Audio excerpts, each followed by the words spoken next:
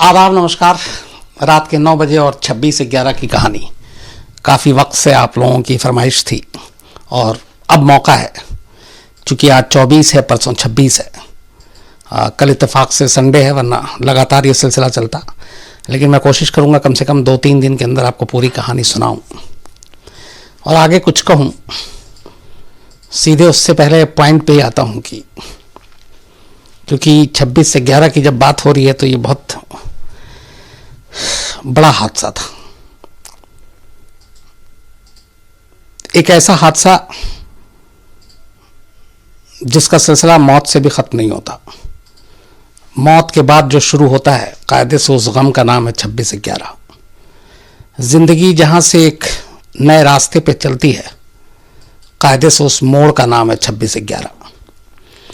आदमी को आदमी होने पर अगर शर्म आती है तो उस मंजिल का नाम है कायदे से 26/11।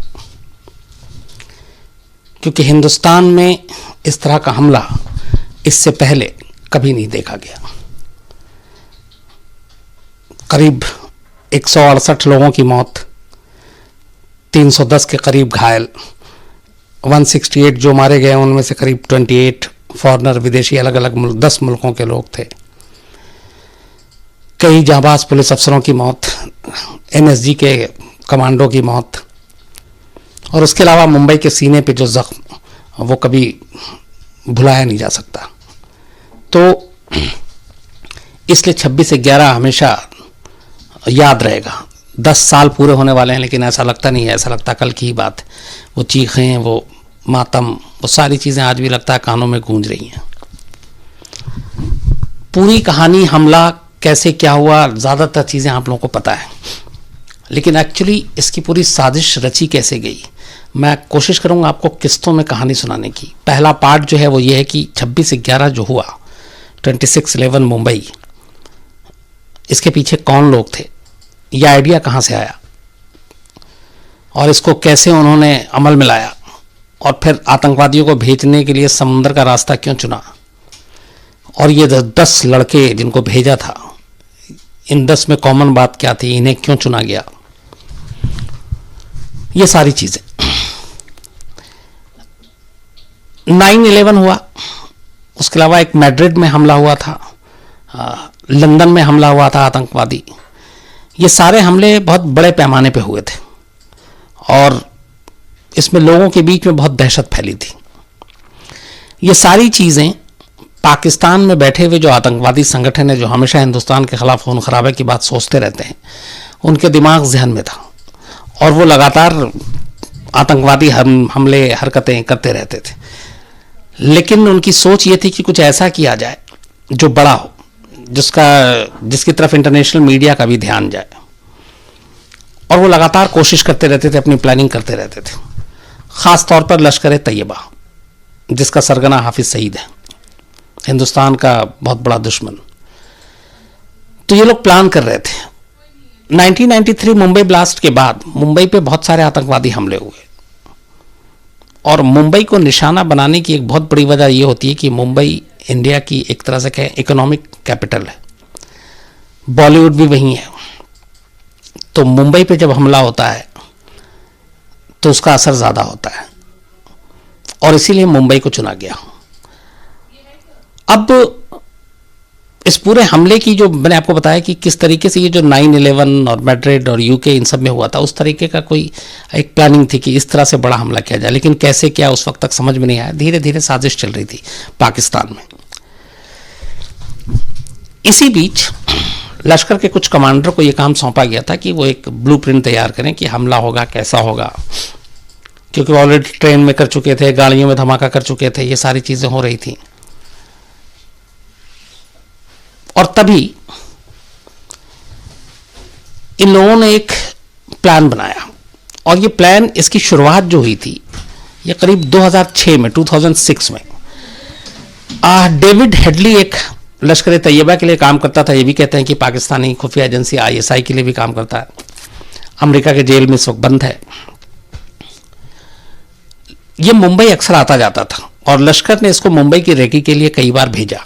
ये मुंबई में आकर सारे रास्ते, खास बिल्डिंग सब चीज़ों की रैकी करता था।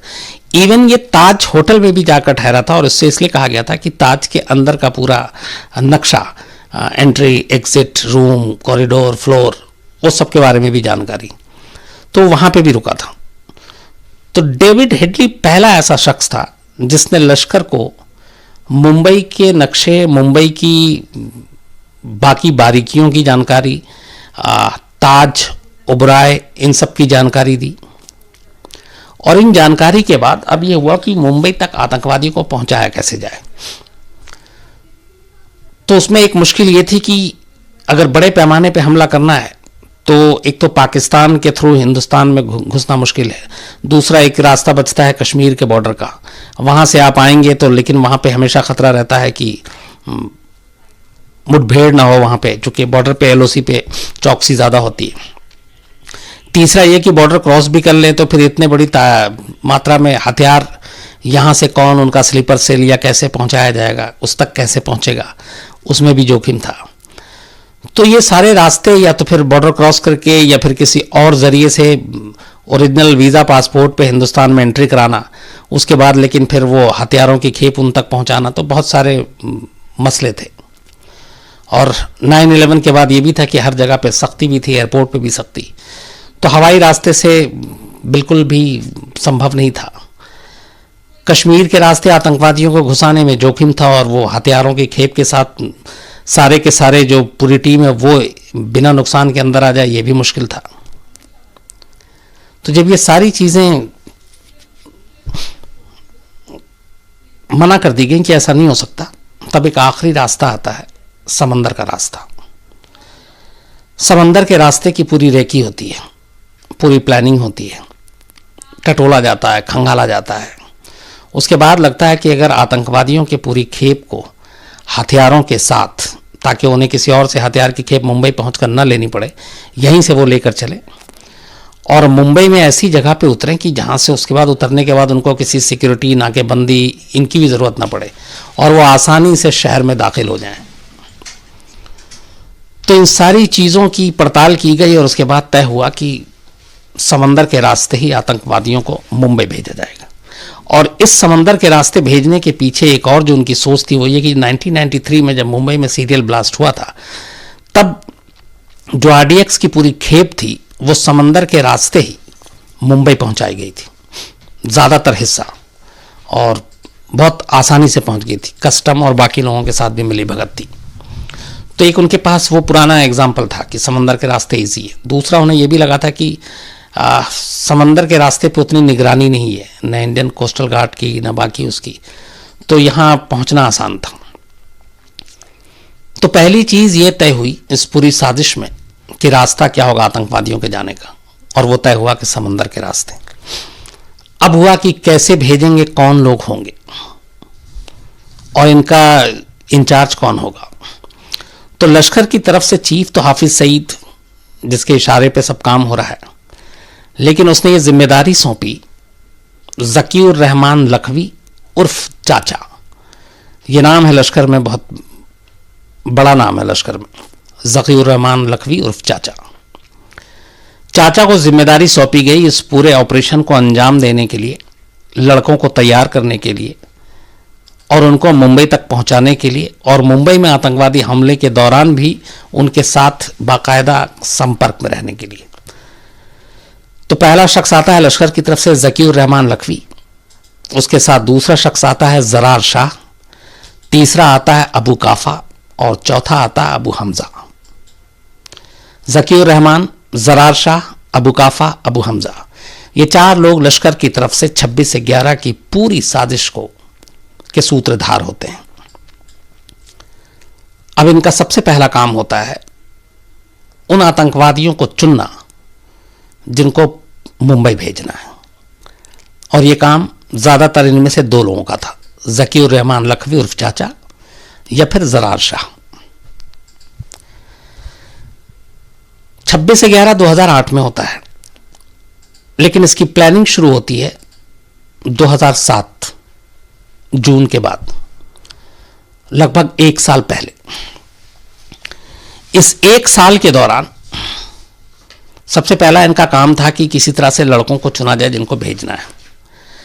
32 पाकिस्तान के अलग अलग शहरों के लड़कों को, जो लश्कर का संगठन एक वहाँ पे है पाकिस्तान में, जमातुद दावा, जो आमतौर पे दिखाता ये है कि वो मदरसों के लिए काम करता है, मस्जिदों के लिए काम करता है, गरीब मुस्लिम बच्चों की पढ़ाई लिखाई का काम करता है, ये उनका वहाँ पे उनका चेहरा है। लेकिन असल में वो लश्कर का एक, जब लश्कर तैयबा के नाम पे बैन और लश्कर तैयबा पे बैन लगी, तब उसने जमातुद दावा का गठन किया था, नाम बदल दिया था, काम वही था।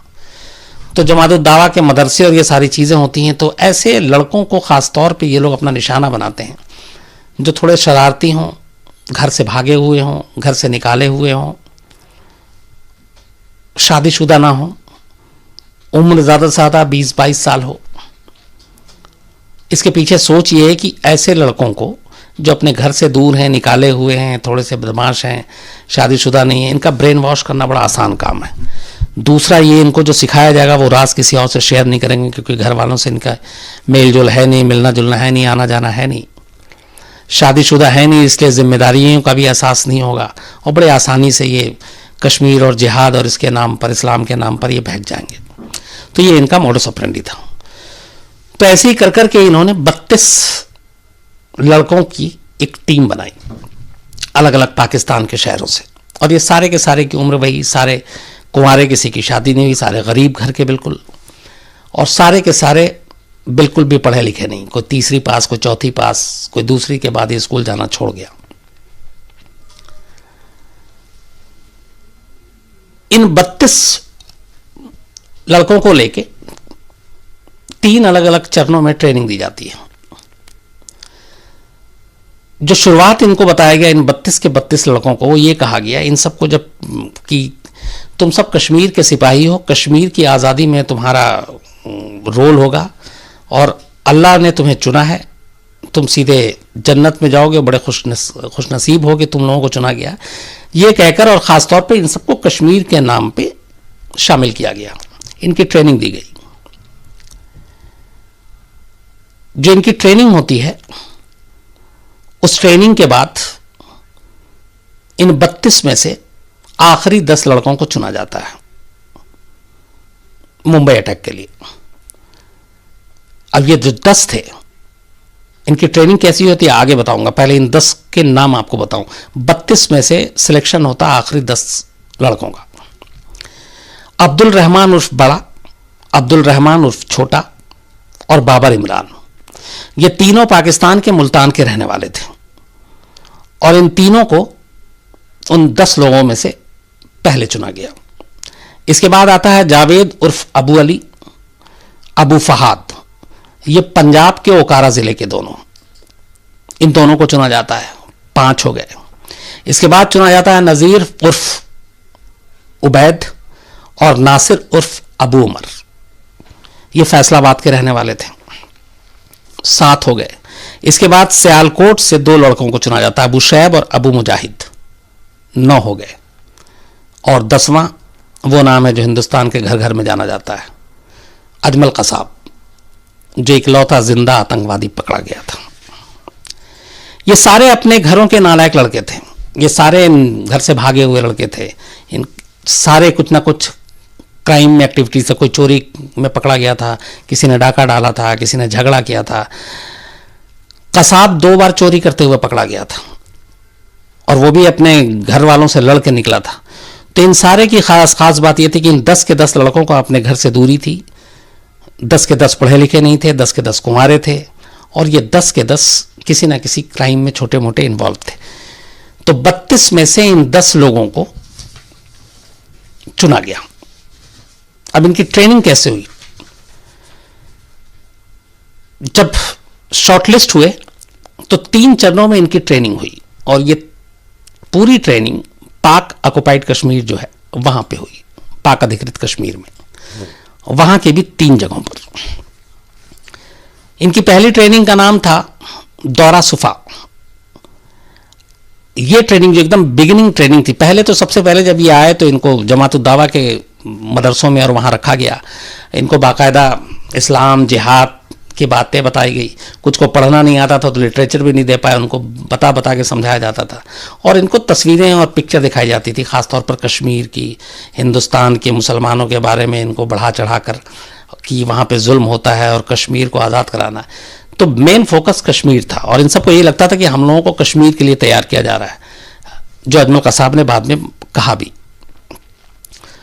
तो जब जमात उद दावा में इनकी बेसिक ब्रेन वॉश की जब ट्रेनिंग पूरी हो गई और इनको इस्लाम जिहाद के नाम पे तैयार कर लिया गया, उसके बाद इनकी असली ट्रेनिंग शुरू होती है।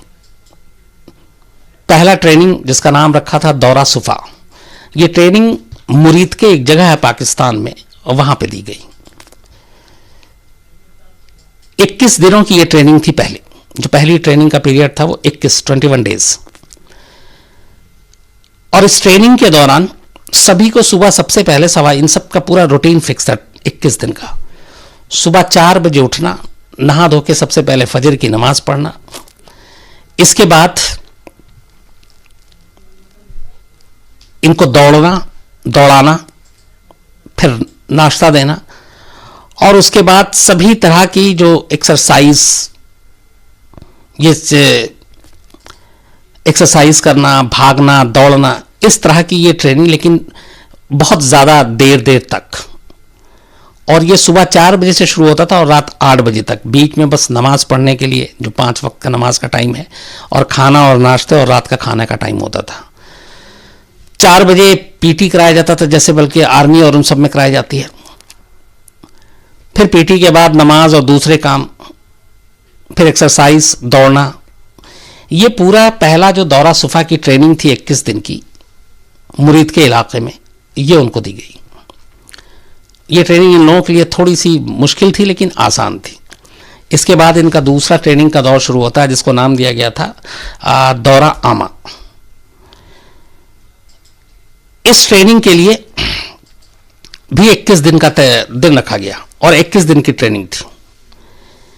और ये ट्रेनिंग इनको दी गई। पहली जो ट्रेनिंग दी गई थी वो मुरीदके में, इस बार ट्रेनिंग दी गई इनको मनसेरा है एक पाकिस्तान में जगह, वहाँ का एक गांव है बट्टल गांव, वहाँ पे इनको ट्रेनिंग दी गई। और इस दूसरे चरण की ट्रेनिंग में इनको हथियार चलाने की ट्रेनिंग दी गई। इनका जो ट्रेनिंग का रूटीन था तब भी सुबह 4 बजे सोकर उठना, नमाज पढ़ना, 5 से 6 इंस्ट्रक्टर जो है इनका तब अबू अनस था जो इन्हें पीटी सिखाता था। 8 बजे ब्रेकफास्ट, 8:30 से लेकर 11:30 बजे तक हथियार चलाने की ट्रेनिंग, जिसमें AK-47, green, RX, Uzi gun, pistol, revolver, ये सारे जितने भी ऑटोमेटिक वेपन थे ये सब। और इस ट्रेनिंग का हथियार चलाने का जो इनका ट्रेनर था वो अब्दुल रहमान था। 11:30 से 12:30 1 घंटे का फिर इनको बीच में रेस्ट दिया जाता, और 12 के बाद इनको फिर लंच, 1 से 2 फिर नमाज के लिए छुट्टी, 2 से 4 आराम, और फिर 4 से 6 पीटी। ये इनकी जो दूसरे दौर की ट्रेनिंग थी ये उसका हिस्सा था। इसके बाद ये ट्रेनिंग 21 दिन चला। 21 दिन के बाद फिर कुछ इनको गैप छुट्टी दी गई, लेकिन सब निगरानी में थे लश्कर के लोगों के। तीसरे दौर की फिर ट्रेनिंग इनकी शुरू होती है, जिस ट्रेनिंग का नाम रखा गया दौरा खास। और ये ट्रेनिंग मुजफ्फराबाद पाकिस्तान जो अधिकृत कश्मीर है वहां पर है, और वहां दी गई। इस ट्रेनिंग के दौरान इनको हथियार और ज्यादा चलाने की ट्रेनिंग दी गई। जो बाकी के हथियार थे, हैंड ग्रेनेड फेंकने, रॉकेट लॉन्चर चलाने, इन सब की ट्रेनिंग दी गई। और हर दिन सिर्फ और सिर्फ 4 घंटे इनको लगातार हथियार चलाने की ट्रेनिंग दी जाती थी, कंटिन्यू, नॉन स्टॉप। 4 घंटे अलग अलग तरह के हथियार, ग्रेनेड, रॉकेट लॉन्चर, बस आप ये चलाते रहो और ये करते रहो। और साथ में इस ट्रेनिंग के दौरान इनको पहली बार तमाम, न सिर्फ हिंदुस्तान के बल्कि दुनिया भर में जहाँ जहाँ पे भी लश्कर तैयबा ने मुसलमानों पे जुल्म हो रहा, उनके वीडियो क्लिप इनको दिखाए जाते थे और इनको भड़काया जाता था कि देखो तुम्हारे भाइयों के साथ क्या क्या हो रहा है, और तुम खुशनसीब हो कि तुम्हें अल्लाह ने चुना है ऐसे काम के लिए, और तुम जाओगे और तुम कश्मीर की आज़ादी कराओगे और ये सब चीज़ें करोगे। तो ये जो तीसरे चरण की ट्रेनिंग थी ये भी 21 दिन की थी। और इसके बाद इन 3 चरण की ट्रेनिंग के बाद इन लोगों को फिर छुट्टी दी जाती है और साथ में निगरानी जारी है। क्योंकि जिहाद की भी बातें हो रही हैं, सारी चीज़ें भी बताई जा रही हैं, लेकिन ये कहीं इधर उधर न चले जाएं, इसलिए उनके ऊपर निगरानी भी लगातार हो रही थी।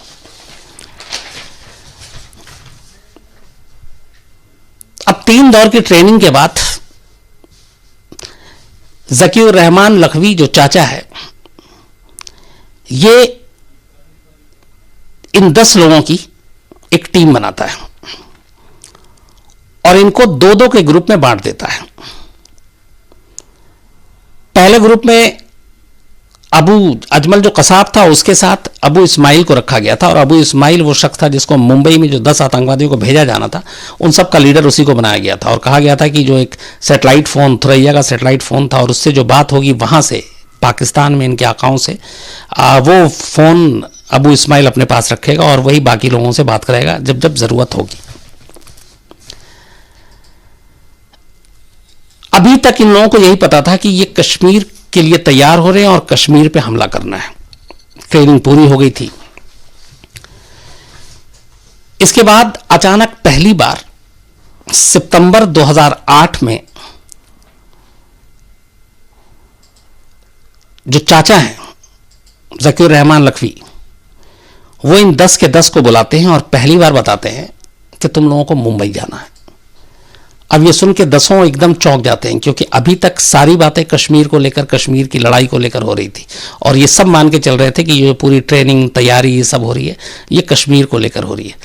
लेकिन पहली बार उन्हें सितंबर 2008 में खुलासा किया जाता है कि कश्मीर नहीं, मुंबई में जाना है। और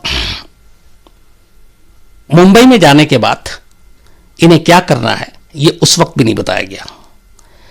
लेकिन उसमें एक चीज ये भी थी कि ये मुंबई में जो जाना था, सितंबर में इनको बताया गया पहले हफ्ते में कि मुंबई जाना है, और पहली तारीख जो फिक्स हुई मुंबई अटैक की, वो 26 से 11 नहीं थी, वो 27 सितंबर थी। 26 नवंबर बाद में तारीख आई। पहले मुंबई पे हमले की तारीख तय की गई थी 27 सितंबर को, और उसकी वजह यह थी कि उससे पहले कई बार दिवाली के दौरान बहुत सारे आतंकवादी हमले हुए थे, और सितंबर में लगता था कि ये ज़्यादा बेहतर मौका और वक्त है हमला करने का, इससे ज़्यादा तबाही होगी। और पूरी तैयारी कर ली गई थी 27 सितंबर के लिए, और इसके लिए इन सभी को 23 सितंबर को पाकिस्तान से निकलना था, सेम उसी रास्ते से सब कुछ करना था जो इन्होंने बाद में 26 को किया, लेकिन 27 सितंबर को ये अटैक होना था। हुआ ये कि उसी दौरान इंडिया में अलग अलग शहरों में इंडियन मुजाहिदीन को लेके बहुत बड़े पैमाने पे रेड और दबिश डाली जा रही थी। कुछ ब्लास्ट हुए थे जिनमें इंडियन मुजाहिदीन का नाम आया था, और उसी ब्लास्ट के सिलसिले में मुंबई, गुजरात, यूपी, दिल्ली, ये सब अलर्ट पे थे, और ऐसी इन्फॉर्मेशन आई थी कि और धमाके होंगे।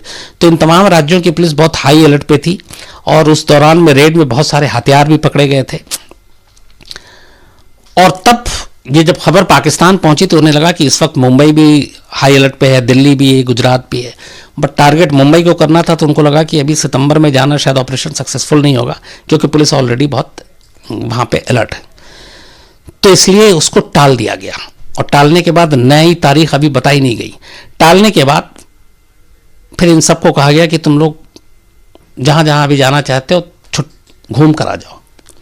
तो 3 दिन के लिए अजमल कसाब अपने गांव गया था, फरीदकोट के पास ओंकारा जगह है जहाँ पे वो का रहने वाला था, और वहाँ जाकर उसने अपनी माँ से मुलाकात की थी, और उसने बाद में बताया ये आकर कि तब उसने माँ को पहली बार ये बताया था कि वो मुजाहिदीन बन गया, और शायद उसकी माँ को मुजाहिदीन का मतलब पता था, इसलिए उसकी माँ ने उसको समझाया कि ये गलत कर रहे हो, तुम मत बनो, लेकिन वो माना नहीं। और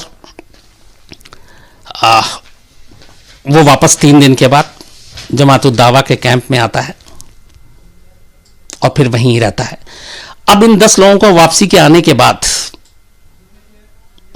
अक्टूबर फर्स्ट वीक में वहीं पे रखा जाता है, और इसके बाद फिर इन्हें कराची में अब ट्रेनिंग दी जाती है समंदर के किनारे, स्विमिंग, बोट चलाना, जहाज चलाना, पानी का। अब इनकी ये ट्रेनिंग शुरू होती है सबसे आखिर में। समंदर के अंदर कैसे अगर मुसीबत आ गई तो तैरना है, निकलना है, बचना है। तो अब इनको वहाँ पे स्विमिंग से लेके बाकी जहाज़, पानी के जहाज़ चलाने की, बोट चलाने की, स्पीड बोट चलाने की, ये सारी ट्रेनिंग दी गई। ये सारी ट्रेनिंग देने के बाद अक्टूबर का महीना भी बीत जाता है। फिर नवंबर का महीना आता है और नवंबर में इन सबको कराची के पास ही एक जगह पे रखा जाता है, एक ही जगह पे इन 10 के 10 लड़कों को। और अब ये सब बहुत कड़ी निगरानी में होते हैं। अब इन्हें ना कहीं जाने की इजाज़त, ना किसी से मिलने की इजाज़त। इस दौरान ये जो सारी ट्रेनिंग दी गई थी, इसमें पाकिस्तानी आर्मी के कुछ लोग भी हथियार चलाने में और गोताखोरी और ये सारी चीज़ों की ट्रेनिंग के वक्त मौजूद थे। ये भी अजमल कसाब ने बताया और ये जो एक इंक्वायरी कमेटी बैठी थी उसमें भी ये चीज़ सामने आई। तो अब सारी ट्रेनिंग हो गई, हथियार चलाने से लेकर एक और ट्रेनिंग दी गई इनको कि मुंबई में बात कैसे करने हैं। इनको हिंदी के कुछ शब्द सिखाए गए। इनमें से ज़्यादातर जो लड़के थे इनकी टोन पंजाबी उर्दू की थी। इनको बाकायदा हिंदी, मुंबई के जगहों के नाम, मुंबई के नक्शे, मुंबई की फिल्में दिखाई गई, मुंबई के स्टार्स के नाम बताए गए। जैसे अजमल कसाब अमिताभ बच्चन का बहुत बड़ा फ़ैन था, तो मुंबई की जो लोकल भाषा बोली है उसकी ट्रेनिंग दी गई, हिंदी की ट्रेनिंग दी गई। और इन सब के लिए फिर वैसे कपड़े पहने गए जो मुंबई में आमतौर पर 20-22 साल के लड़कों का इस वक्त फैशन में चलन था 2008 में। वो टी शर्ट वैसे ही रिबॉक, लिवाइस और ये सारी चीज़ें जिसमें कुछ लिखा हो, और जो आमतौर पे एक नौजवान लड़का पहनता है मुंबई में। तो वो सारी चीज़ें उस वक्त के फैशन ट्रेंड को देखकर उनके कपड़े भी वैसे ही टी शर्ट वी शर्ट खरीदे गए और वो सारी चीज़ें इन्हें दी गई और इनके अपने सारे कपड़े वहाँ हटा दिए गए। Jeans, T shirt, sport shoes, even goggles. तो ये सब ट्रेनिंग देने के बाद 22 नवंबर की रात कराची के अजीज़ाबाद एक इलाका है जो कोस्टल एरिया से बहुत ज़्यादा दूर नहीं है कराची में, ये 10 के 10 वहां उस घर में मौजूद थे। तभी वहां पर ज़कीउर रहमान लखवी पहुंचता है 22 नवंबर 2008। रात को आने के बाद सबसे कहता है कि तैयार हो जाओ। सब तैयार होते हैं। उसके बाद वो उन्हें गाड़ी में लेकर वहां से सीधे कराची के बंदरगाह पर पहुंचता है। एक सुनसान सा बंदरगाह था। 23 नवंबर की सुबह, 22 नवंबर की लेट नाइट ये लोग निकलते हैं। 23 नवंबर की सुबह करीब 4 बजे ये 10 के 10 उस बंदरगाह पर पहुंचते हैं। इन 10 के 10 को वहां पे पानी के एक जहाज पे बिठा दिया जाता, जो बहुत बड़ा नहीं था, छोटा था। और उसी जहाज पे बिठाने के बाद ज़कीउर रहमान लखवी और उसके साथ जो ज़रार शाह, ये वहीं से सबसे गले मिलते हैं और उसको तमाम दुआएं देते हुए विदा ले लेते हैं। उस जहाज पे बैठने के बाद 23 नवंबर की सुबह 4 बजे करीब 25 नॉटिकल माइल्स जहाज जब चल लेती है, तब इन्हें समुद्र में एक बड़ा जहाज मिलता है। इस छोटे जहाज से इन 10 के 10 लोगों को उतारा जाता है और उस बड़े जहाज में शिफ्ट कर दिया जाता है। इस बड़े जहाज में वो शिफ्ट होते हैं। उसके बाद फिर वो जहाज आगे अब बढ़ता है। करीब 1 घंटे के सफर के बाद समंदर के अंदर उससे भी बड़ा एक और जहाज मिलता है। ये पहले छोटे जहाज से गए, फिर उसके बाद दूसरे बड़े जहाज में पहुंचे। उसके 1 घंटे के बाद उस जहाज से सफर करने के बाद एक तीसरा बड़ा जहाज जिसका नाम था अल हुसैनी, वो समंदर में था। उस तीसरे जहाज में, सबसे बड़े जहाज में, इन तीनों को शिफ्ट कर दिया जाता, इन 10 को। तो अभी तक ये पाकिस्तान की समुद्री सीमा में है। तो अल हुसैनी जो सबसे बड़ा जहाज था, उसमें ये 10 के 10 आतंकवादी शिफ्ट हो जाते हैं। जब ये उस जहाज में जाते हैं तो इनके अपने जो कपड़े थे वो तो ये लेकर गए थे, बाकी इन जहाज उसमें जाने के बाद इन सबको जो वहाँ मौजूद थे उस जहाज में, वो उन्हें उनका बैग दिखाते हैं। हर एक के हिस्से में 2-2 बैग थे। वो बैग उस जहाज में रखा हुआ था और उस बैग में सारे हथियार, सारे चीज़ें थी। AK-47, हैंड ग्रेनेड, कारतूस,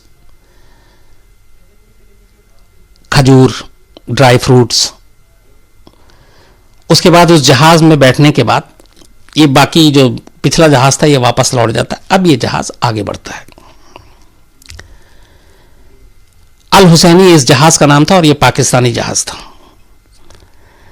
इसके बाद ये जहाज भारतीय समुद्री सीमा में दाखिल हो जाता है।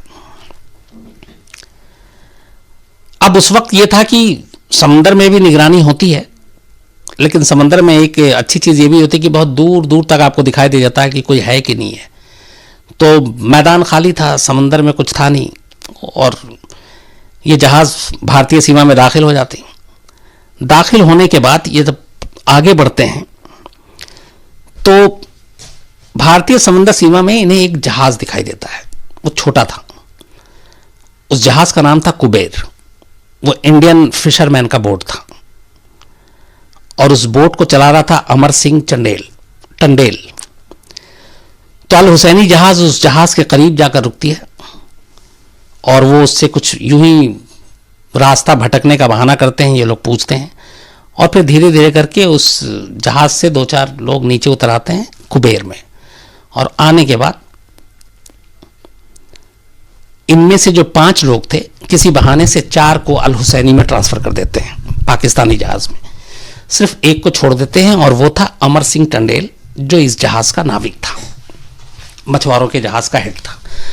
अमर सिंह टंडेल की एक कहानी यह है कि अमर सिंह टंडेल 2006 में पाकिस्तानी समुद्री सीमा में दाखिल हो गया था मछली पकड़ते हुए, और पाकिस्तानी जो फोर्स है उसने पकड़ लिया था, और वो 6 महीना पाकिस्तान की जेल में भी रहा और फिर उसको छोड़ दिया गया। तो वो 6 महीना रहा था जेल में। पाकिस्तान में अमूमन ऐसे मछुआरों को और इस तरह को इतनी जल्दी छोड़ते नहीं है, बट उसे छोड़ दिया गया था। तो कहते हैं कि ये भी एक साजिश का हिस्सा था कि उसको छोड़ने के बाद वो उसकी हलचल और उसका रूटीन कहाँ तक आता है, और यह कभी ये था कि अगर समंदर से गुजरेंगे तो उससे सारी जानकारी ले ली थी कि इसका जहाज़ कब कब आता है। तो ये भी एक हो सकता है कि किस किस दिन ये समंदर में मछली पकड़ने उतरता है, तो उस दिन ही 10 के 10 आतंकवादियों को उधर भेजा जाए ताकि समंदर में ये कुबेर जहाज़ भी टकरा जाए और फिर हम उस पर कब्जा कर सकें। ये एक साजिश का हिस्सा हो सकता था। तो खैर ये जहाज़ मिलता है कुबेर। उसके बाद अल हुसैनी से में इस जहाज़ में बैठे हुए 4 मछुआरों को उसमें ले जाया जाता है। सिर्फ एक अमर सिंह टंडेल को छोड़ दिया जाता है, और उसके बाद 10 के 10 जो आतंकवादी थे अजमल कसाब समेत, वो कुबेर में शिफ्ट हो जाते हैं, और अल हुसैनी अब वहाँ से वापस रिटर्न पाकिस्तान की तरफ चली जाती है। उन 4 को अल हुसैनी में जाने के बाद ही मार दिया जाता है। इधर अब ये जहाज़ लेकर आगे बढ़ते हैं। उसके बाद ये पोरबंदर होते हुए, गुजरात की सीमा से होते हुए अब मुंबई की तरफ बढ़ रहे हैं। चूंकि एक तो कुबेर जहाज, अब इनको रास्ते में कुछ फोर्स मिले तो वो भी लगे कि इंडियन है, और अमर सिंह को सब जानते हैं जो समंदर में डेली मछली पकड़ने जाता है, वो सब एक दूसरे को जानते हैं, पहचानते हैं, कोस्टल गार्ड वाले, और ये तो ये ढाल बना चुका था। इसके अलावा इन लोगों को बाकायदा एक कोडवर्ड दिया गया था समंदर के रास्ते में कराची से चलते हुए मुंबई पहुंचने तक, कि अगर फ़ोन करेंगे, क्योंकि बीच पाकिस्तान में बैठे हुए आका लगातार टच में थे सेटेलाइट फ़ोन से और उससे, कि कहाँ पहुँचे, क्या है कोई, तो उसके लिए कहा गया था कि तुम कोड वर्ड में बात करोगे, क्योंकि हो सकता है फ़ोन इंटरसेप्ट हो तो पकड़े ना जाए। तो इन 10 के 10 लोगों को कोडवर्ड दिया गया था। जैसे कुछ कोडवर्ड जो उसमें थे कि अभी मछली लग रही है, अभी तक मछली लग रही है, इसका मतलब ये था कि अभी तक हालात ठीक है। भाई लोग आ रहे हैं, ये कोड है, इसका मतलब था कि मछुआरों की कश्ती आ रही है। भाई लोग मतलब मछुआरे। यार लोगों से बचकर रहना, इसका मतलब था कि भारतीय नेवी की कश्तियों से बचकर रहना। यार लोग यहां भारतीय नेवी के लिए यूज किया जा रहा था कोड। यार लोगों का ग्रुप देखा गया, यार लोगों का ग्रुप देखा गया, यानी भारतीय नेवी का जहाज देखा गया। मशीन में है, माल चाहिए। मशीन का मतलब यहां है दिक्कत में है, मुसीबत में है, और माल का मतलब है मदद चाहिए। अगर कहीं फंस जाओ तो ये बोलना है। बर्फ ठीक चल रही है, यानी सफर अभी तक ठीक चल रहा है। ये सारे कोडवर्ड थे जो इन्हें फोन पे लगातार बात कर रहे थे और लगातार उनसे बातचीत आ रहे थे और ये पूछ रहे थे और ये चल रहा था। खैर, तो अब अल हुसैनी से कुबेर में पहुंच चुके, उसके 4 लोगों को उसमें बैठा दिया। इसमें सिर्फ अमर सिंह चंदेल है। उसके बाद ये 10 के 10 सारा अपना सामान इसमें शिफ्ट कर लेते हैं। अमर सिंह को भी अब एहसास हो चुका होता है कि वो फंस चुका है, वो उसके हथियार के जद पे, लेकिन साथ में उसको रखना भी इनकी मजबूरी। तो वो उसको जिंदा लेकर चलते हैं, पोरबंदर गुजरात क्रॉस करते हैं। ये तीसरे दिन का सफ़र था, क्योंकि 23 नवंबर को वो चले थे। 24 और 25 पूरा समुद्री रास्ते में गुजरा। 26 तारीख को 26 नवंबर ये पोरबंदर की सीमा में दाखिल होते हैं और उसके बाद वहाँ से अब ये मुंबई की तरफ बढ़ते हैं। मुंबई की अभी दूरी काफ़ी थी, उससे पहले ही अब इन्हें लगता है कि अमर सिंह, अगर चूंकि अब यहाँ पे जैसे जैसे मुंबई नज़दीक आ रहा है तो आपके चारों तरफ खतरा बढ़ेगा, क्योंकि वहाँ पे पानी के बहुत सारे जहाज हैं और भी मछुआरे निकले हुए हैं, कोस्टल गार्ड के लोग हैं वो भी मिल सकते हैं, तो वहाँ आप पकड़े जा सकते हैं। तो इसलिए इनको लगा कि कहीं ये चीख ना दे और उनका भेद ना खुल जाए, तो इन्होंने मुंबई से कुछ पहले अमर सिंह टंडेल को उसी कुबेर जहाज में मार डाला। मारने के बाद उसकी लाश उसी में रखी। फिर थोड़ा आगे जाने के बाद इन्हें एक स्पीड बोट दिखाई दी। अब ये उससे स्पीड बोट में शिफ्ट हो जाते हैं मुंबई के करीब, और स्पीड बोट में शिफ्ट होने के बाद ये सीधे मुंबई के कोलाबा से लगता हुआ कफ परेड एरिया है, वहां पे एक मच्छी बाजार मार्केट है, उसके किनारे आकर स्पीड बोट से अपनी स्पीड बोट को लगा देते हैं।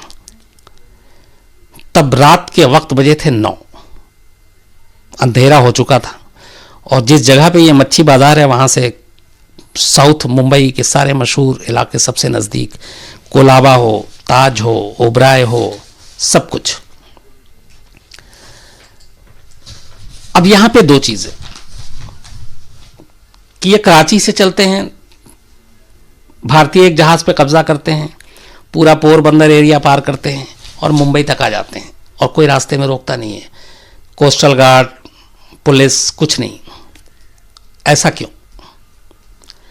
अब इसमें होता यह है कि दरअसल जो मछुआरे हैं वो हर साल मछली पकड़ने के लालच में बहुत दूर तक निकल जाते हैं पाकिस्तानी समुद्री इलाके में। कई पाकिस्तानी मछुआरे जो वो हमारे सरहद इलाके में घुस आते हैं, तो कोस्ट गार्ड वाले भी ये रूटीन का मामला समझते हैं और वो देखते हैं किसी जहाज को कोई आ रहा, दूर से पूछ लिया, समझ लिया। कई बार ऐसा होता है कि चलो अवैध है, लाइसेंस नहीं है, बहुत सारे ऐसे हैं, पैसे लेके छोड़ दिया। तो ये जो लापरवाही और ये जो लालच, ये कई बार बहुत नुकसानदेह होता है। अब सबसे बड़ी बात और यहाँ पे कि फिर भी एक सवाल आता है कि कैसे कोई कराची से बिना वीज़ा, पासपोर्ट के इतने सारे हथियार के साथ और मुंबई पहुँच गया इतनी आसानी से। अब ये सवाल है हर एक के जहन में, और वो भी तब जबकि अब अगली जो चीज़ आपको बताऊंगा वो अपने आप में चौंकाने वाली है कि 1993 में जब मुंबई में सीरियल ब्लास्ट हुआ, जो दाऊद इब्राहिम और टाइगर मेमन इन सब ने जो कराया, मैंने आपको शुरू में कहा था कि आरडीएक्स तब समुद्र के रास्ते आया था। तो जब ये इंक्वायरी के बाद पता चला कि सारे आरडीएक्स समुद्र के रास्ते हथियार आए थे मुंबई में, तो फिर एक बड़ी हाई लेवल मीटिंग हुई, और 93 के बाद बता रहा हूँ आपको, और 94 से ये तय हुआ कि पूरा जो ये अरबियन सी है, जो मुंबई की जो सारा समुद्री इलाका है, अब इसकी निगरानी की जाएगी।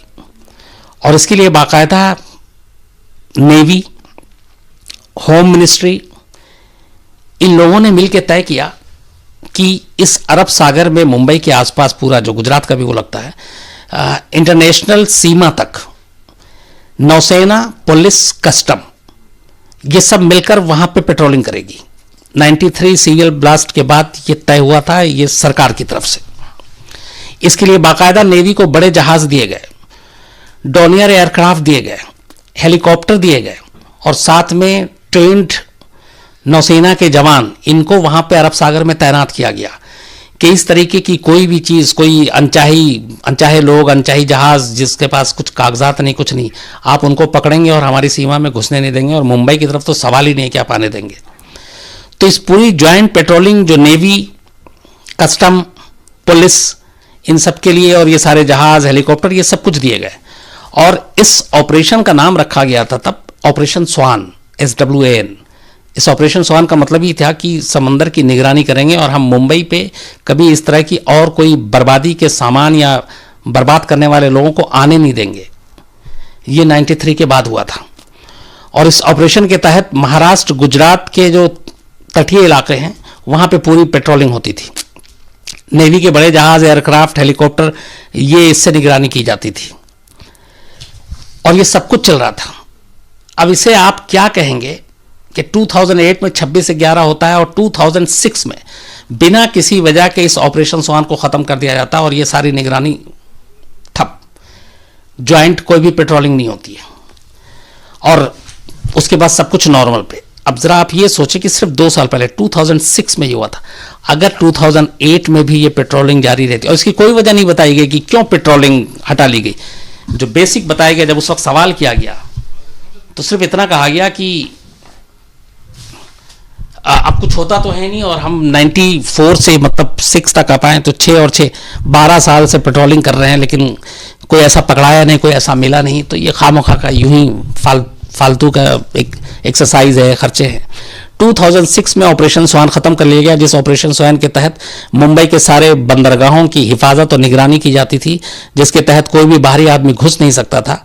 और उसके हटाने के बाद, इस ऑपरेशन स्वान के ठीक 2 साल के बाद 10 आतंकवादी मुंबई पहुंचते हैं, वो भी सीधे कराची से, और रास्ते में उन्हें कभी कोई नहीं रोकता है।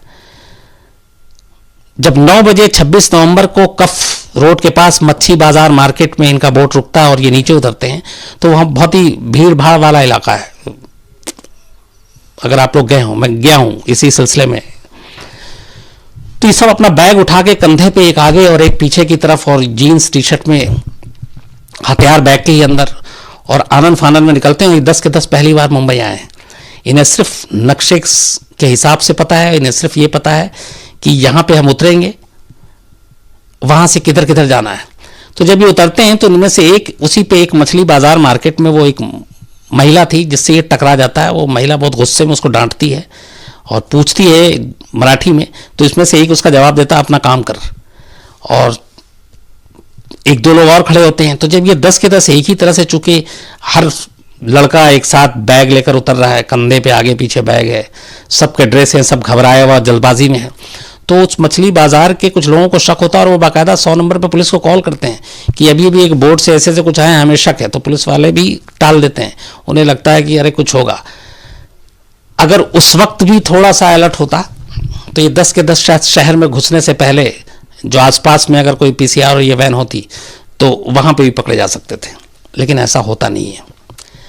तो अब ये 3 दिन का सफर करने के बाद 23 नवंबर को चलते हैं कराची से। 26 नवंबर की रात 9 बजे मुंबई में दाखिल हो जाते हैं, कफ रोड पे उतरते हैं। अब इनके सामने जो सबसे करीबी जगह थी वो कोलाबा, लेकिन ये 10 के 10 जब उतरते हैं और जैसे ही उस समंदर को छोड़कर कपरेट पे मेन रोड पे आते हैं, पहले से तय था ये 10 2-2 के ग्रुप में बढ़ जाते हैं, 2 अलग 2 अलग 2 अलग, और 10 के 10 अब 2 ग्रुप में बनकर 5 हुए और ये 5 अलग अलग टैक्सी पकड़ते हैं। इसके बाद क्या होता है, कैसे कैसे ये कहां जाते हैं, क्या क्या करते हैं, ये पूरी कहानी आपको अब इसके पार्ट 2 में, क्योंकि अभी तक साजिश मुंबई पहुंचने की पूरी कहानी आपको बता दी।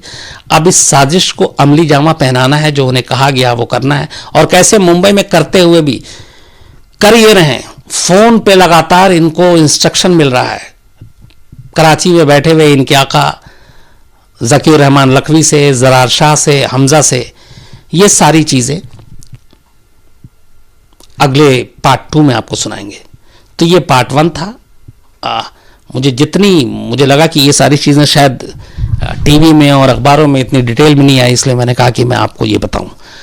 अब पार्ट 2 की कहानी जाहिर सी बात है कल संडे है, तो सोमवार रात 9 बजे ठीक आपको सुनाऊंगा, और पार्ट 3 मंगलवार को सुनाऊंगा। वो थोड़ा डिफरेंट होगा, है यही, लेकिन वो मुझे खुद लगा कि सुनाना चाहिए आपको।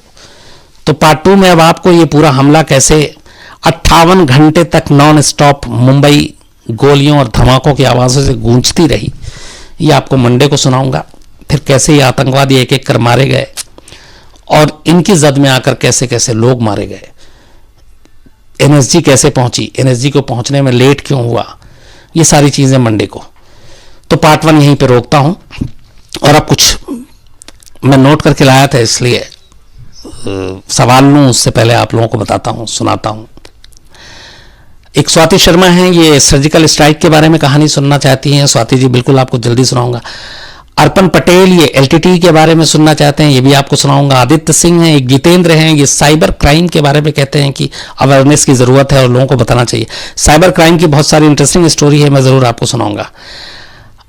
एक बड़ा अच्छा है, कविता सूद हैं, ये इनकी जो मदर हैं, मम्मी हैं, वो गुरुदत्त और गीता दत्त की कहानी सुनना चाहती हैं। इसमें थोड़ा सा तो कुछ सस्पेंस है, हालांकि थोड़ी सी फिल्मी हो जाती है, लेकिन अब फरमाइश है तो ज़रूर कविता जी आप बताइएगा, मम्मी को बिल्कुल सुनाऊंगा और जल्दी सुनाऊंगा गुरुदत्त और गीता दत्त दोनों के बारे में।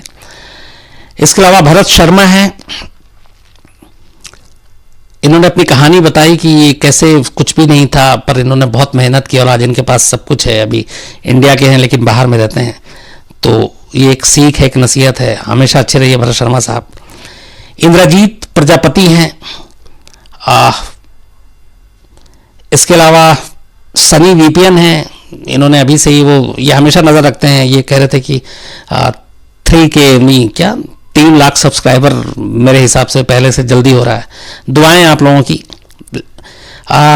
इसके अलावा परीक्षित बर्वे हैं, पीयूष वशिष्ठ हैं, राशिदा अरहान हैं, रवि गौरव पांडे हैं, चाइना से हैं, ये शायद चाइना से मुझे पहली बार मेल आया। ब्रिजराज हैं, ये इशरत जहां का केस सुनना चाहते हैं, बिल्कुल वो भी जरूर सुनाऊंगा। प्रदीप रॉयल हैं, बिशन प्रधान, निशांत, नीरव, शमित तिवारी, हाँ आज शिमिता तिवारी हैं ये शायद, या शमित तिवारी नाम इन्होंने कुछ लिखा है, लेकिन शिमिता तिवारी हो या शमित तिवारी हो, आज इनका जन्मदिन है और बहुत बहुत आपको बधाई। ब्रिजभूषण पांडे जी हैं, ये महाराजगंज यूपी से, इन्होंने बहुत अच्छा एक मेल लिखा है। निशांत जैन हैं और मनीष रंजन है। तो शिमिता तिवारी, अगर नाम मैंने गलत लिया हो तो माफ़ कीजिएगा, दोनों नाम ले लिया। तो ये कुछ थे जिन्होंने कुछ बहुत सारी चीज़ें लिखी थी, मैंने कहा कि मैं बताऊं। अब सर एक सवाल हाँ मैं चाहता हूँ वही सवाल लो जो इससे जुड़ा हो। हाँ सर, पाकिस्तान में जो इनकी ट्रेनिंग हुई थी, क्या किसी गवर्नमेंट को पता नहीं लगा, हमारी गवर्नमेंट को? तो नाम मुँह पर लगे बहुत। पाकिस्तान में जब ट्रेनिंग हुई तो हमारी गवर्नमेंट को पता नहीं लगा, जाहिर सी बात नहीं लगा। बल्कि मैं आपको एक चीज़ जो बताना भूल गया था बताना, वो बताता हूँ कि 26/11 से करीब 3 महीने पहले अपनी जो रॉ है खुफिया एजेंसी, उसने कुछ फ़ोन कॉल इंटरसेप्ट किए थे और उस फ़ोन कॉल में बाकायदा ये बात हो रही थी कि मुंबई में है, नाम भी लिए गए थे होटल के, ताज हैं, ये है। और ये 3 महीने में कई बार रॉ ने इसको इंटरसेप्ट किया और बाकायदा महाराष्ट्र सरकार को और पुलिस को ये इन्फॉर्मेशन दिया कि कुछ ऐसी बातचीत हो रही जिससे लग रहा है कि मुंबई में कुछ बड़ा प्लान हो रहा है, कुछ बड़ा टारगेट किया जा रहा है। लेकिन मुंबई गवर्नमेंट या पुलिस का कहना था कि कोई कंक्रीट आप नहीं बता रहे हो, ये तो वेग सा है, कब क्या होगा कैसे होगा। लेकिन कहते हैं इंटरसेप्ट कर लिया था और अगर उसको सीरियसली उस वक्त लिया जाता तो शायद 26/11 बच सकता था। अमिकेत कुमार जी पूछ रहे हैं सर, क्या कोस्टल की सिक्योरिटी एरिया में इसके कुछ बदलाव आए थे, या आए थे तो कितने बड़े बदलाव थे? 93 के बाद मैंने अभी जैसे आपको बताया ऑपरेशन स्वान के तहत पूरी जो गुजरात महाराष्ट्र इनकी सीमा, समुद्री सीमा है, इस पर निगरानी बढ़ी। इवन चॉपर से निगरानी होती थी, नेवी के लोग करते थे, पुलिस, कोस्टल गार्ड। लेकिन 2006 में रोक दिया गया। फिर वही है कि हम 10 साल के बाद हमने क्या सीखा है, वही चीज़ मैं आपको बता रहा हूँ कि जब 26/11 हुआ उसके बाद फिर वही चीज़ें हुई, फिर समंदर की निगरानी शुरू हुई, फिर वही हुआ जो 93 के बाद होता था। और उसके बाद जो चीज़ें हमने छोड़ दी थी 2 साल में, वापस उसकी निगरानी की गई, कोस्टल गार्ड को मजबूत किया गया। अब जो है हम समुद्री रास्ते को हल्के में नहीं लेते, वहाँ पे अब निगरानी, वहाँ चौकसी बहुत ज़्यादा है। सर कहिए हो गया ना कि एनएसजी को आने में इतना टाइम क्यों लग गया था? कई सवाल है कि एनएसजी को आने में टाइम क्यों लग गया था। जाहिर सी बात ये कहानी पार्ट 2 है जो मंडे को मैं आपको सुनाऊंगा, उसमें ये भी उसका एक हिस्सा है, तो मैं आपको डिटेल में ज़रूर बताऊंगा। सर इनका कहना है, शशांक जी का कहना है कि उन्हें स्पीड बोट कहाँ से मिल गई थी? हाँ, जब ये गुजरात पोरबंदर पार किया इन्होंने, तब तक ये कुबेर में थे। उसके बाद रास्ते में बहुत सारे इनको छोटे छोटे, आप जैसे जैसे आप आबादी और उसके करीब आते जाते हैं तो वो आपको जहाज़ भी मिलती जाती है। तो स्पीड बोट को हालांकि लेके यहाँ पे एक कंफ्यूजन है कि जो कुबेर जिसमें ये थे उसमें एक जो रबड़ वाला वो होता है ना, एक एग्जैक्ट एक तरह का बोट होता है जो आप पानी में उतार देते हैं। तो एक तो था कि वो है, क्योंकि इस पर पूरी इंक्वायरी हुई, और एक ये था कि इन्होंने रास्ते में स्पीड बोट किसी से ली। अब उसको मार दिया, वो कौन था इसका खुलासा नहीं हुआ। लेकिन यहाँ पे दोनों चीज़ें आ रही हैं, एक वो कि एक रबड़ का वो जो सा होता है उसको लेकर ये उतरे थे, और दूसरा ये कि किसी से इन्होंने स्पीड बोट छीना और उसके बाद ये मुंबई तक पहुंचे थे। सर गंजनानन जी का सवाल है कि सर चांडिल जी की लाश क्या मिली थी? बाद में कुबेर से टंडेल की लाश मिली, उसको गला काट के चाकू से मारा गया था, और उसी कुबेर से लाश मिली थी। और वो जहाज भी बाद में कुबेर भी बरामद हो गया था, और उस कुबेर से बहुत सारे प्रूफ मिले थे, कई सामान इन्होंने छोड़ दिया था, जिससे ये साबित हुआ था कि ये सारे जो 10 के 10 आतंकवादी थे ये पाकिस्तानी थे। वो सारे प्रूफ क्या क्या थे, क्या क्या मिला था, ये मैं आपको बताऊंगा मंडे को। सर कईयों का कहना है कि क्या इसके बाद भी टेररिस्ट अब आसानी से आ सकते हैं कोस्टल एरिया के बाद? कितनी सिक्योरिटी पुख्ती हुई है? देखिए 26/11 के बाद सबक तो बहुत कुछ लिया हम लोगों ने, कम से कम सिक्योरिटी के लिहाज से, और जो लूप होल्स थे समंदर के रास्ते में कभी सोचा नहीं गया था कि इस तरह से भी हमला हो सकता है। उसके बाद बहुत सारे स्टेप उठाए गए, और अब निगरानी जो है वो होती है। हर एक जो मछुआरे भी हैं उन सब के लाइसेंस होते हैं जहाज़ के, उनकी चेकिंग होती है। जो लोग हैं उनकी चेकिंग होती है कि यही हैं, इंडियन हैं, गुजराती हैं, महाराष्ट्र से हैं, बाहर से हैं। तो अब हालात बदले हैं, अब सख्ती तो है। सर एक भानु सोनी जी का सवाल है कि सर मेरी वाइफ मनीषा प्रेग्नेंट है, वो कह रहे हैं कि वो अपनी वाइफ को समझा रहे हैं कि वो उनकी आपकी कहानी ना सुने, ताकि उनका जो बच्चा होने वाला है वो शायद कहीं CID या CBI में ना चले जाए। भानु भानु सोनी साहब नमस्कार। और अगर देखिए CBI और CID में जाता है आपका, ऊपर वाला करे, एक तो आपकी पत्नी अच्छी रहे, स्वस्थ रहे, और आप बाप बनने वाले हैं। लेकिन अगर आपका बेटा बेटी जो भी होते हैं और दोनों में से जो भी CID CBI में जाता है तो ये तो अच्छी बात है, इसमें घबराने वाली बात नहीं है। तो आप बेफिक्र रहें, जो भी होगा बिल्कुल अच्छा होगा। सर गगन जी का सवाल है कि जिन पुलिस वालों ने फिशर की बात नहीं मानी थी, क्या उन्हें सस्पेंड कर दिया गया था? जिन पुलिस वालों ने, जो मतलब मछुआरों ने कहा था कि ये घुस चुके हैं कोई लोग, तो इसमें बहुत सारे लोगों के खिलाफ मतलब अलग अलग लेवल पे एक्शन की बात तो आई थी, लेकिन वो ये कि आप एक दूसरे की गलती दूसरे के ऊपर डालने वाली बात आ रही थी। हर तरफ से था, जैसे रॉ ने पहले से हिंट दिया था कि ये इंटरसेप्ट हो रहा है, किसी ने सीरियसली नहीं लिया। जब ये कफ परेड रोड पे उतरे, 10 के 10 लेडी के साथ झगड़ा हुआ, उसके बाद लोगों ने पुलिस को फ़ोन किया कि कुछ ऐसे संदिग्ध हैं, तब एक्शन नहीं हुआ। रास्ते में जाहिर सी बात है इतने 10 के 10 लोग इतने सारे हथियारों के साथ चले आ रहे हैं, और समंदर में कहीं तलाशी चेकिंग कुछ नहीं हुई, जबकि उसमें एक लाश भी पड़ी हुई है। तो ये सारी चीज़ें हुई, लेकिन लकीर पीटने का फ़ायदा क्या जब सब कुछ हो जाता है। सर ऑल यू नीड नाम की ID है सर, वो कह रहे हैं कि क्यों ना हम एक वाटर सिस्टम एक ID बना दें, हर एक बोट वाले को ID दे दें, कि जब भी कहीं एंट्री करे तो ID बता के ही एंट्री कर पाए। इससे बहुत सुलझ जाएगी स्टोरी। कई इसके बाद सुझाव और वो सारी चीज़ें आई। और एक चीज़ और जो आपको मैं बताना भूल गया, जब ये कुबेर बोट में आए थे तो उस कुबेर में टंडेल के पास बाकायदा GPS सिस्टम भी था, जो रूट समंदर में आप रास्ता बहुत जल्दी भटकते हैं, क्योंकि दूर दूर तक अगर आप देखें, अगर आप लोगों ने ट्रैवल किया हो कभी, तो किनारा तो दिखता नहीं है और सब कुछ एक जैसा लगता है। तो आप ऐसे जा रहे हैं, ऐसे जा रहे हैं, पश्चिम पूरब उत्तर, कई बार कंफ्यूज हो जाता। तो GPS सिस्टम था। और ये जो 10 के 10 आतंकवादी आए थे, इनके पास भी एक GPS सिस्टम था, जो कराची से मुंबई तक का रूट जिसमें फिक्स था। और कमाल की बात यह है, जो अगले पार्ट में भी आपको बताऊंगा, कि उसी GPS में वापसी का भी रूट फिक्स था, मुंबई टू कराची। इससे ये एक एहसास हो रहा था कि शायद इन 10 को 10 लोगों को भरोसा था कि अपना काम करने के बाद वापस कराची भी इसी रास्ते से जाएंगे। सर एक जनरल क्वेश्चन है कि पाकिस्तानियों को फंड कौन करता है, जो टेररिस्ट होते हैं उनको फंड कौन करता है? और एक सवाल है कि आप क्या इंटरव्यू लेना चाहते थे अजमल का साहब का? पाकिस्तान को इन टेररिस्ट लोगों को फंड कौन करता है? जाहिर सी बात है कि अलग अलग लोग हैं। देखिए पाकिस्तान में ये जितने लश्कर और ये सब इन्होंने दो चेहरा बना रखा है। इनका ये है कि हम जिहाद, इस्लाम, कश्मीर की आज़ादी, इसके लिए काम कर रहे हैं, इसके लिए नाम पे इन्हें बहुत पैसा मिलता है। एक तो पाकिस्तान में सबसे आसान है कश्मीर के नाम पे फंड जुटाना, धड़ल्ले से मिल जाता है, उसका ये लोग इस्तेमाल फिर आतंकवादी और इन सारी चीज़ों के लिए करते हैं। दूसरा एक था कि क्या अजमल कसाब का मैंने बहुत कोशिश की, लेकिन अजमल कसाब असल में जब पकड़ाया तो अजमल कसाब का जिंदा पकड़ाना एक बहुत बड़ी जीत थी। उसकी वजह यह थी कि बाकी के 9 के 9 आतंकवादी तो मारे गए, अजमल कसाब इकलौता सबूत था जो चीख चीख के ये कह रहा था कि मैं पाकिस्तानी हूं और इस आतंकवादी हमले के पीछे पाकिस्तान का हाथ।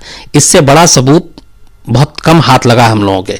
तो अजमल कसाब के तौर पर, अजमल कसाब की शक्ल में हमारे पास एक जिंदा सबूत था और इसीलिए अजमल कसाब की बड़ी सख्त निगरानी होती थी और कभी भी किसी मीडिया को करीब उसके फटकने तक नहीं दिया गया। वो एक जो उसका पूछताछ हो रही थी, जो वीडियो हुई थी, वीडियो सिर्फ एक है उसका जिसमें वो बता रहा सब कुछ, वो नेट पे भी है। बाकी कोशिश बहुत लोगों ने की, हम कोई ऐसा चैनल या अखबार नहीं है जिसने अजमल कसाब का इंटरव्यू करने की कोशिश नहीं की, उसमें हम सब थे, लेकिन अफसोस हो नहीं पाया। सर, अजमल कसाब की जो रिकॉर्डिंग आई थी मीडिया में जो हमने क्राइम तक पे डाली थी, उसमें कितनी सच्चाई है? वो क्या सच में था या वो एक स्क्रिप्ट? जो नेट पे आपने देखा अजमल कसाब का, वो एक्चुअली इंट्रोगेशन का एक पार्ट है। मुंबई पुलिस का एक जवान इंटरव्यू ले रहा है जिसमें वो कई बार पंजाबी में बोल रहा है, कई बार वो हिंदी के शब्द समझ नहीं रहा, लेकिन वो ओरिजिनल है। बाकायदा कोर्ट की कार्रवाई में भी उसका इस्तेमाल हुआ है और उसमें कोई वो नहीं है कि ये बनावटी है, या बिल्कुल रियल है, ओरिजिनल है और इंट्रोगेशन का एक पार्ट है। जब ये पकड़ा गया था जिस वक्त और इसको गोली लगी थी और हॉस्पिटल में था, ये उस वक्त की रिकॉर्डिंग है। मतलब 26 नवंबर की रात को ही पकड़ा गया था और ये जो है ये इसका पूरा, ये 27 नवंबर 2008 को ये वीडियो रिकॉर्ड हुआ था। सर, विकास गौरव जी का पूछना है कि जिहाद का मतलब बताइए सर, कि कई भटके हुए लोग शायद रास्ते पे आ जाएं। जिहाद होता क्या है? विकास साहब, मैं एक बार और भी बताया था कि जिहाद का मतलब, मुझे लगता है कि उस बार कहा था तो कई लोगों के रिएक्शन भी आए थे। मुझे एक थोड़ा सा और मौका दे दीजिए तो मैं और कुछ पढ़े लिखे लोगों से इसके बारे में डिटेल में समझ लूँ। जहाँ तक मेरी अपनी जानकारी है वो ये है कि जिहाद का मतलब जो इस्लाम में है वो है बुराई के खिलाफ जंग, बुराई के खिलाफ लड़ना। उसमें कहीं नहीं है कि आप किसी की जान लें, किसी को मारें, चाहे वो कश्मीर में जो हो रहा हो, चाहे वो 26/11 में हुआ हो, चाहे 9/11 में हुआ हो। ये जिहाद की कैटेगरी में कहां से आता है? तो जिहाद का असली मतलब कुछ और है इस्लाम में, और वो बहुत अच्छा मतलब, उसके बड़े अच्छे मायने हैं, लेकिन उस जिहाद शब्द को ही बदनाम करके रख दिया गया।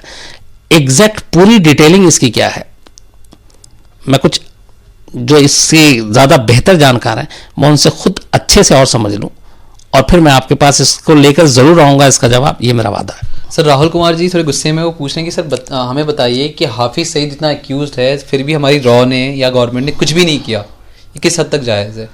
राहुल कुमार, यार राहुल कुमार बैठा हुआ है वो पाकिस्तान में, हाफिज सईद, तो क्या करेंगे हम सिर्फ मांग सकते हैं, चीख सकते हैं, गुस्सा निकाल सकते हैं, लेकिन होता कुछ नहीं। अब इसका दूसरा एक और पहलू देखे कि ज़कीउर रहमान लखवी चाचा, जिसने इस 10 को ट्रेन किया, भेजा, जो लगातार फ़ोन पे भी बात कर रहा था जब हमला हो रहा था, जब बहुत प्रेशर पड़ा और उसकी फ़ोन की ऑडियो 59 आवर्स की रिकॉर्डिंग है उस मुंबई अटैक के दौरान आतंकवादियों और उनके आकाओं की बातचीत के, और वो पूरे ऑडियो चला है। हम लोगों ने, मुझे याद है कि मैंने 4 घंटे का इस पर शो बनाया था उस पूरे ऑडियो पे, ज़्यादातर पंजाबी में है, फिर हिंदी में भी है, और ये मैच हो गया कि ये लखवी की आवाज़ है। उस लखवी के बाद उस वक्त तब इंडिया का इतना दबाव था कि पाकिस्तान ने लखवी को गिरफ्तार भी किया, लेकिन 2009 में वो बाहर भी आ गया और बस नजरबंद के नाम पे छोड़ दिया, और आज भी लखवी वैसी।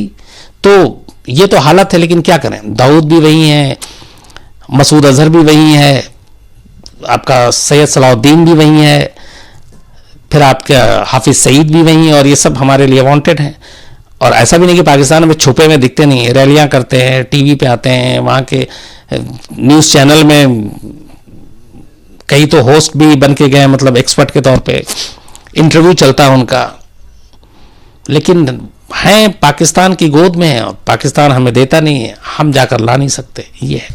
सर, सरफराज जी का सवाल है कि क्या पाकिस्तान ने माना अफजल कसाब पाकिस्तान से था?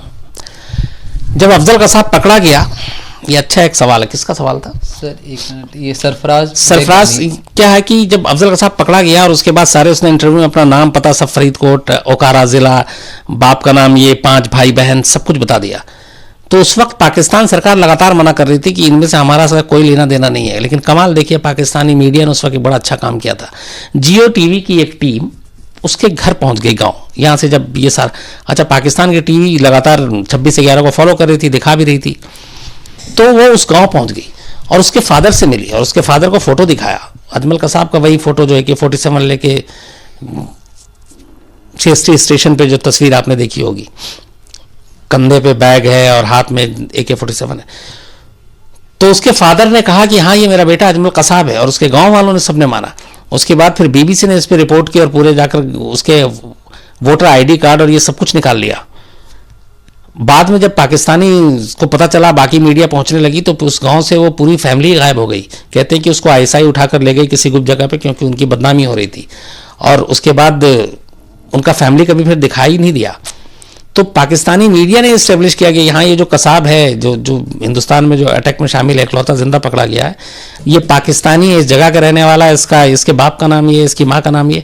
वो सारी चीज़ें पाकिस्तानी मीडिया ने क्या ये उस वक्त इतना अच्छा काम किया था, जबकि सरकार लगातार मना कर रही थी। सर एक फन अड्डा नाम की आईडी है, वो कह रहे हैं कि सर अगर कल 3 लाख सब्सक्राइबर हो गए तो मैं सर जीतूंगा और उसके लिए कायम तक के नाम पे केक काटूंगा। फन अड्डा साहब, थैंक यू वेरी मच। कोई नहीं, आप ऐसे शर्तों में ना जीतिए, प्यार आप लोगों का काफ़ी है, बाकी सब्सक्राइबर तो आगे पीछे ऊपर नीचे घटता बढ़ता रहेगा। लेकिन सच बताऊं, शुरू में मैं चलिए बहुत ईमानदारी से ही बताता हूँ, शुरू में लगता था यार पता नहीं कितने सब्सक्राइबर होंगे, क्या होगा क्या नहीं होगा। कई दिनों तक ये चला। हमें आपने देखा होगा, मैं बीच बीच में हमेशा अपील भी करता था सब्सक्राइब कीजिए सब्सक्राइब कीजिए।